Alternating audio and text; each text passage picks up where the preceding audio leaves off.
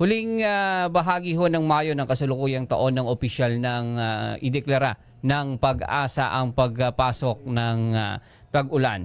At isa ho ang lalawigan ng Pampanga, partikular sa ika-4 na distrito ng Pampanga, ang madalas na nakakaranas ho ng pagbaha.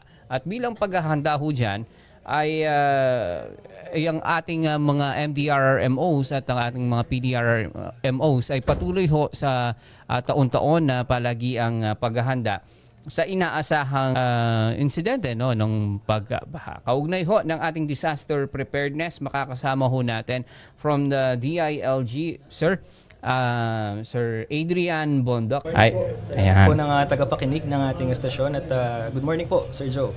Ayan. Samahan po natin na nandito sa studio. Ayan. Isang ligtas at mapagpalang at payapang umaga sa ating lahat po. Good morning po sa lahat na nakapagpakinig ng Central Luzon Newsline. Pumasok na ho ang rainy season. Ayan. At yung La Nina, I think parang na-atrasado ng konti, no? Pero ang La Nina ho ay magdadala ng mas maraming volume ho ng ulan. So, kung nakaraang taon, halos isang buwan ho ata yung tinagal nung tubig baha, no? Sa ilang bayan ho dito sa Pampanga at maging sa Bulacan.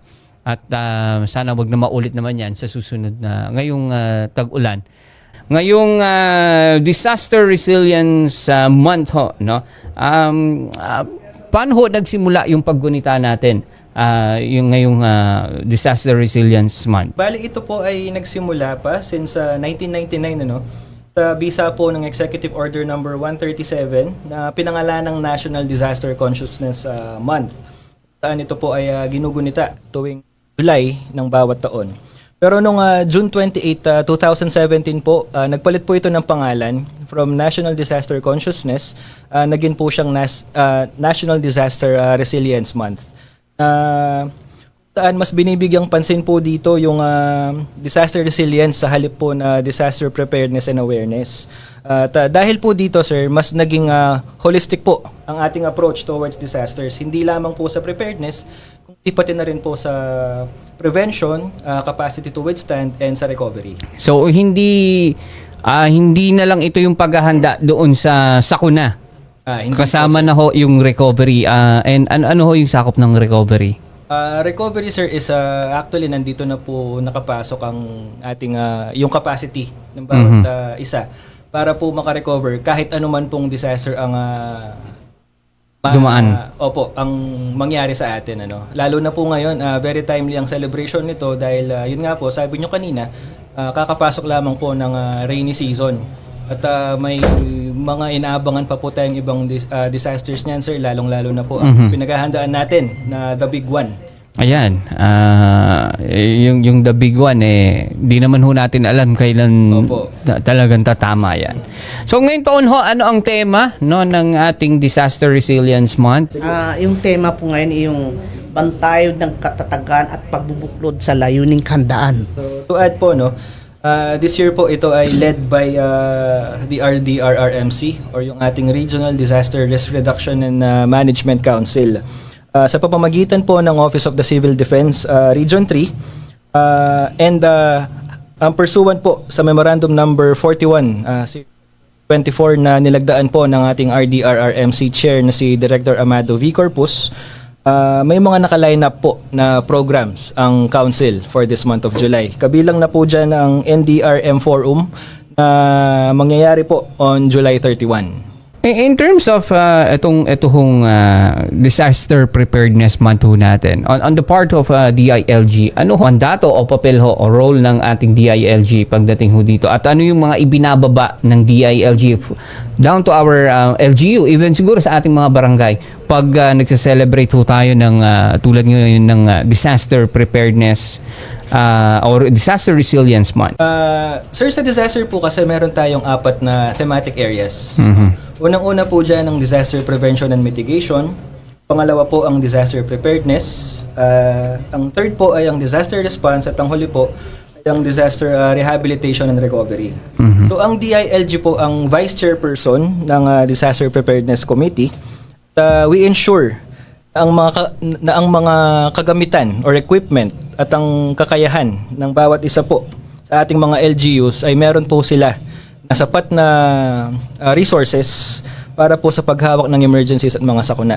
Gaya nga po ng sabi kanina, sir, pinag-aandaan din po natin dahil hindi po natin alam kung kailan po ito tatama sa atin. At least po, sa tamang pagpaplano, we foresee kung ano po yung mga pwedeng mangyari. At least from there, we can start our recovery.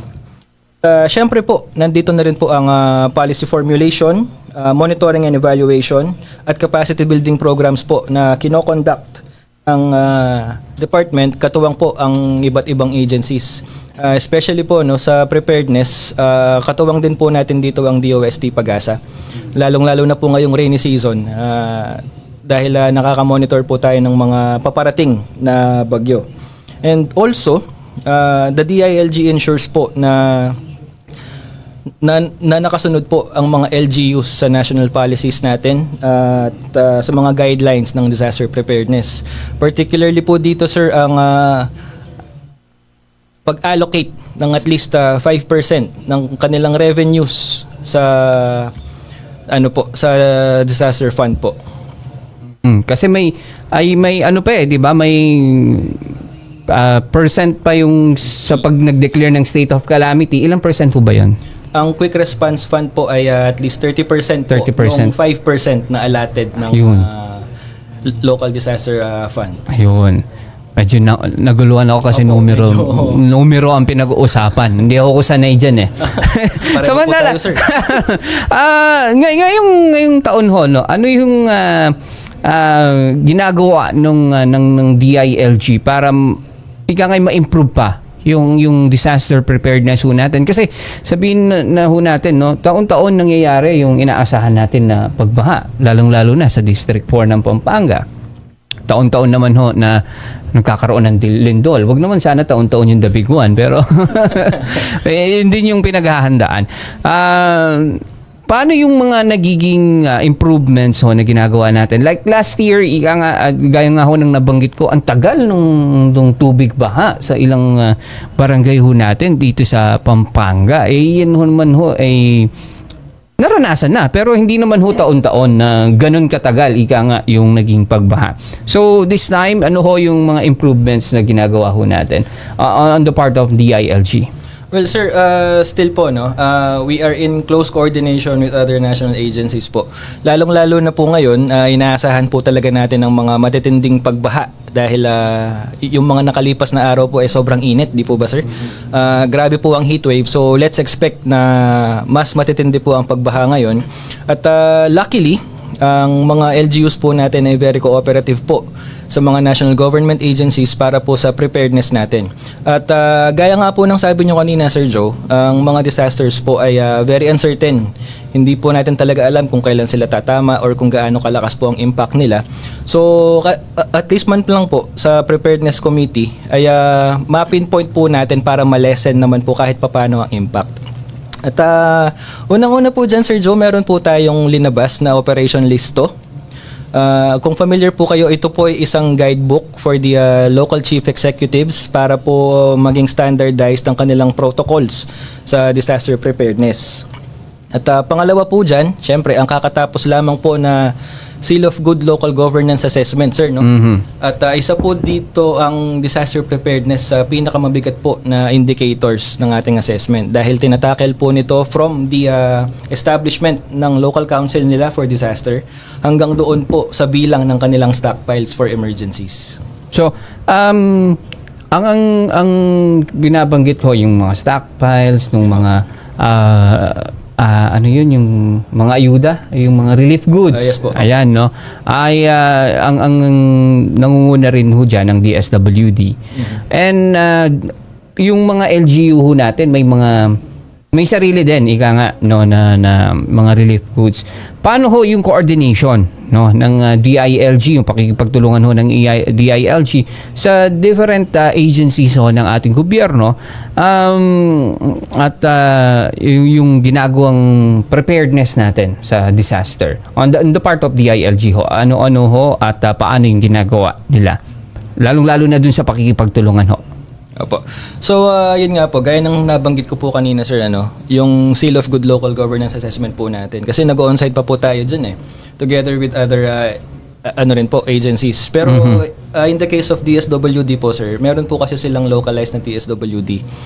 Ang municipal or city and ang provincial social welfare po nila. So sila po kumbaga ang nakikipag-close coordination sa DSWD national. At from there po, ang DSWD po ang nagbibigay na sa kanila ng guidelines at kami po ay fini-feedback ng LGUs. At ang duty po namin dito, sir, is to check kung sapat nga po ba talaga at nakaayon po sa national standards ng ating mga stockpiles. Ayun. Oo, kasi yung binabanggit nga nun, yung NFA rice, 'di ba? Yun yung usually binibili for relief goods. Pero may certain period dapat kung kailan na meal, ay nga kung kailan nabili, kailan na stockpile. So, yun yung part nung sinisiguro na yung quality. Yes, sir.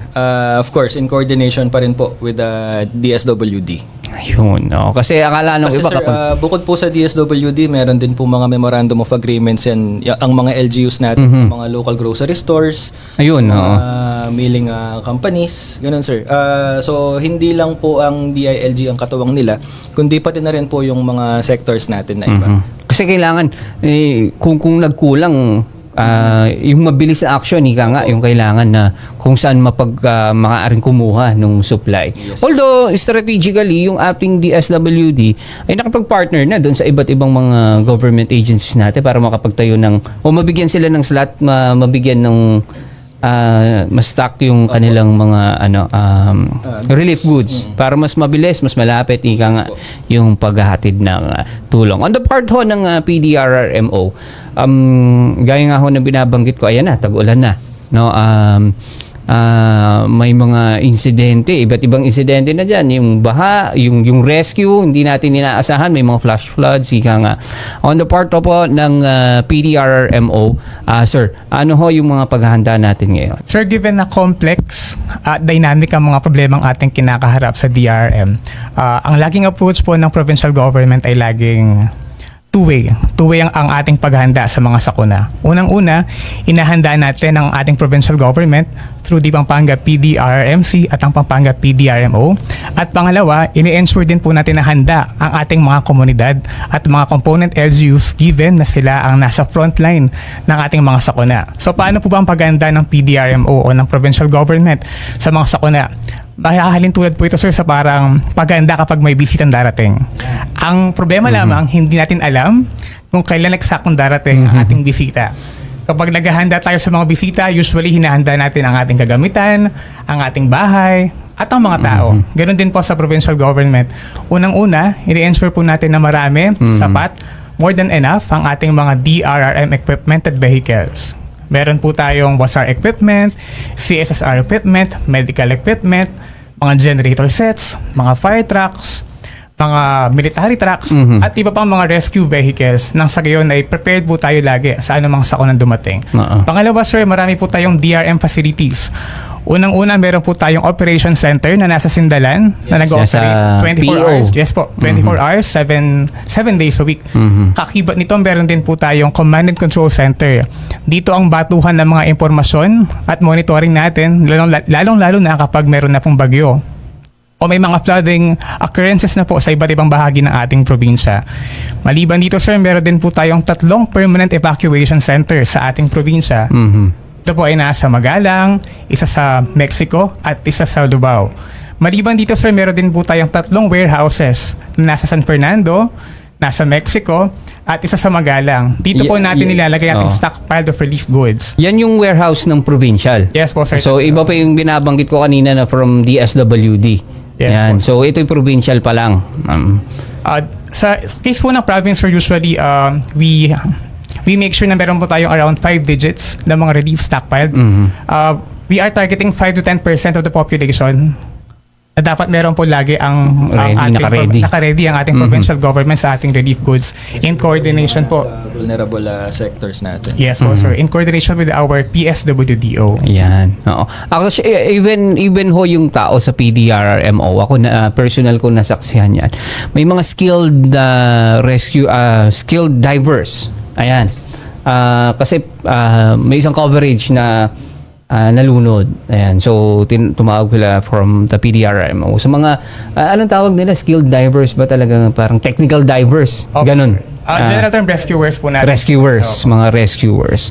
Ayan. On the part of ng bayan ng Minalin, ma'am, paano ho yung mga paghahanda rin natin? Siyempre, ang bayan ho ng Minalin ay isa rin sa binabaha.